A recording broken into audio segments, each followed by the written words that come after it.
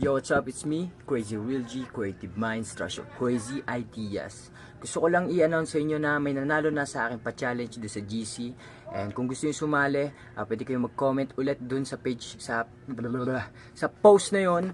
And ang nanalo is si Claire Librojo and si Abindor Maribay. And di ko alam kung tama yung pagkakabigkas ko. And ito yung ano nila, yung reward nila. Ito yung sa kay Claire. And ito yung kay Avindor.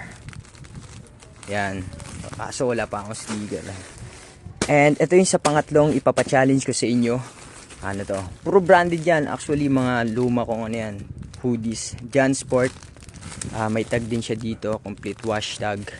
And yun, kung gusto nyo sumali, comment lang kayo dun sa aking pinost, dun sa aking FB page, Creative Minds.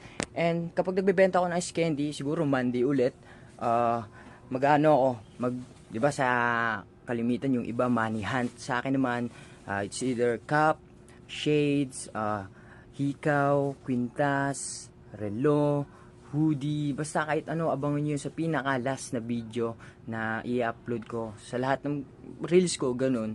And abangan nyo tong flavor ng ice candy natin. Ito. Yan. Abangan nyo yung flavor na yan. Flavor na yan is strawberry saka mango. Abangan nyo yung cookies and cream saka yung ube. Apat na gatas na ito. Ewan ko lang kung di pa kayo magkaroon ng diabetes dyan sa ano nyo, sa sarili nyo. Tignan mo kung paano naubos agad yung ice candy natin. Ayun o. Zero disability no. Talagang wala nang natira. And shoutout kay Chris Ford. Ford, mahal na mahal talaga kita. Swap tayo sili. Ayan o. Siling matigas.